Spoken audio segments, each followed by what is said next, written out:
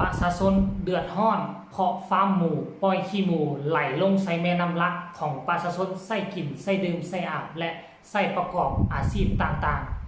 ๆกับทักทายสบายดี FC ทุกท่าน FC ทุกคนมาผมมาพอกับค่อยเจ๋เบาเราในคลิปนี้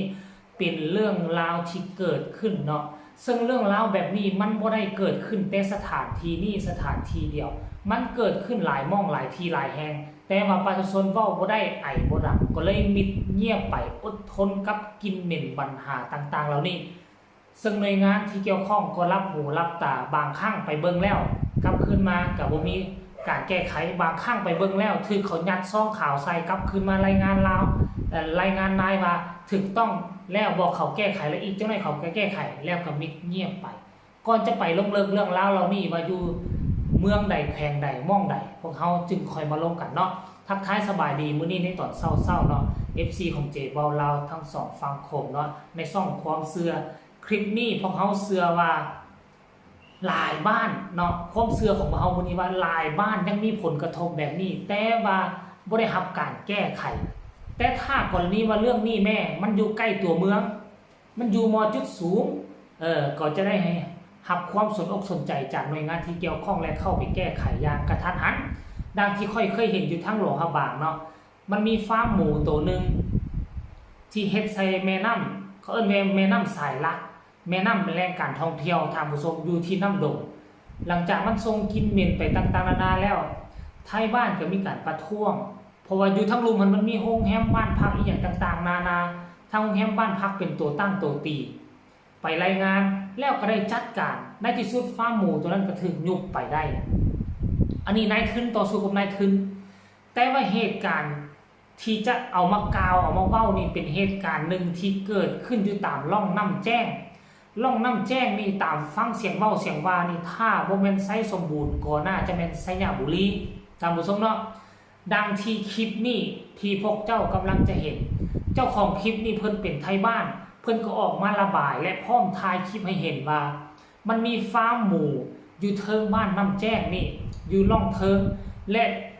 อาทิตย์2อาทิตย์หรือเดือน2เดือนจะปล่อยขี้หมูลงมาเทละน้อยเทละน้อยเทละน้อย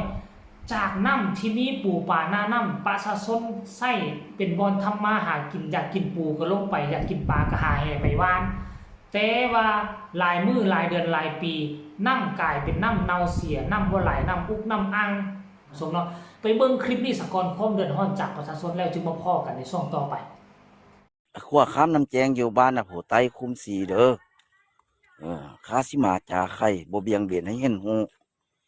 เดี๋ยวนี้ฮันแม่นขั้วข้ามน้ำแจงอันนี้นะตะกี้เขาเอิ้นบ้านเขาเอิ้นน้ำแจงแต่ว่าเดี๋ยวนี้มันสิเป็นบ่แม่นแล้วมันสิเป็นห้องขี้หมูแล้วเดี๋ยวนี้พี่เดี๋ยวนี้เขาเจ้าเลี้ยงหมูอยู่ยอดน้ำแจงพุ่นอยู่คุมใดก็บ่จักยอดบ่กลางบ่ย่านใดย่านหนึงก็บ่จัก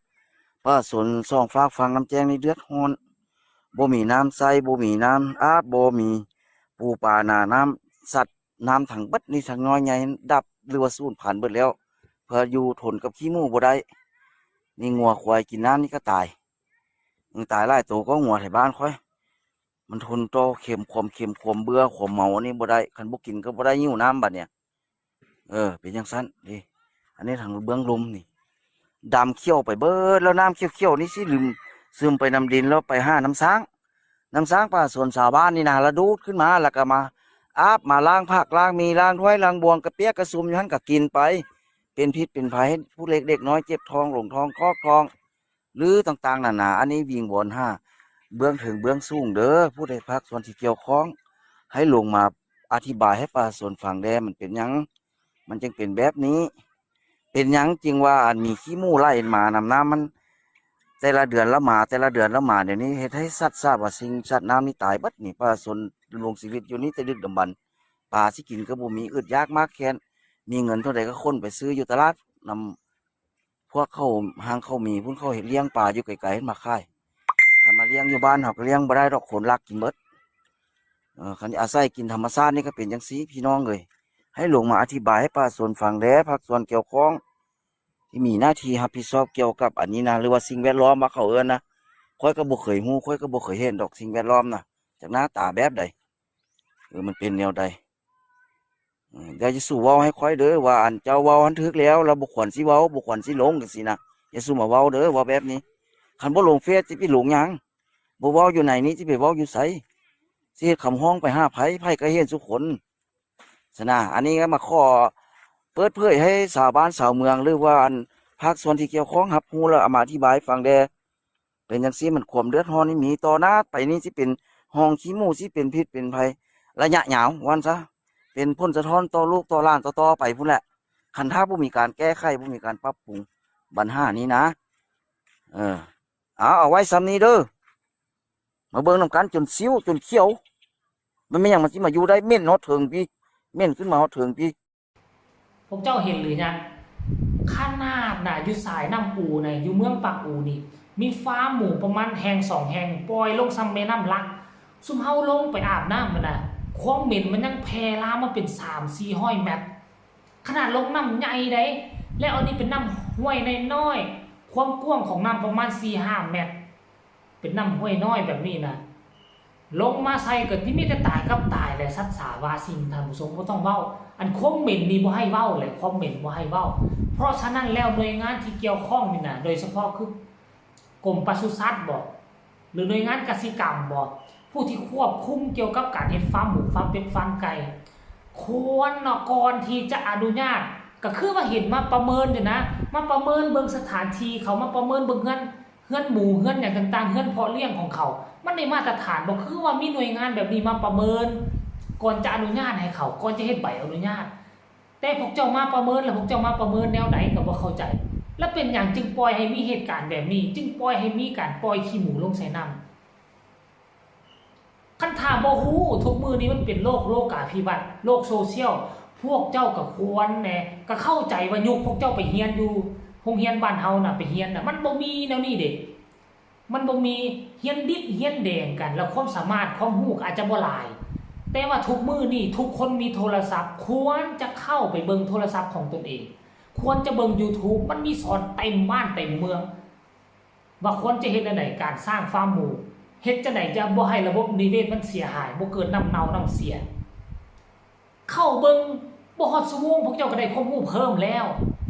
แต่เป็นหยังว่ามันคือมีแบบนี้เกิดขึ้นเต็มบ้านเต็มเมือง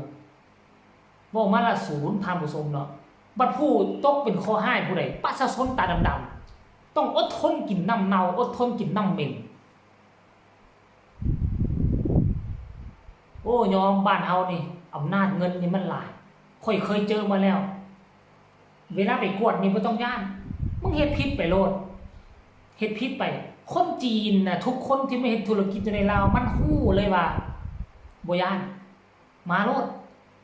เขาฮู้นิสัยของเจ้าหน้าที่ลาวแล้วเขาฮู้นิสัยแล้วมาปึ๊บเขาก็เฮ็ดจบจากผิดกลายเป็นคือเนาะเอาคลิปนี้ก็เอามาฝากคร่าวๆเรื่องราวความเดือดร้อนของประชาชนอยู่ร่องน้ำแจ้งท่านผู้ชมบ้านเมืองบ่แน่ชัดแต่อยู่ในตามคลิปวิดีโอสำเนียงเสียงเว้าแล้วคล้ายๆคือไสยะจักน้อยนึงก็บ่เป็นไสยะกะน่าจะเป็นบ่อแก้วหรือบ่ซั่นก็ไสสมบูรณ์ท่านผู้ชมเนาะจะอยู่ไสก็แล้วแต่ในเมื่อประชาชนเกิดปัญหาแบบนี้เนาะได้รับความทุกข์ยากภาครัฐควรจะเข้ามาควบคุมดูแลและแก้ไขถ้าเขาบ่แก้ไขเขาบ่ปรับปรุงฟาร์มของเขาก็หยุด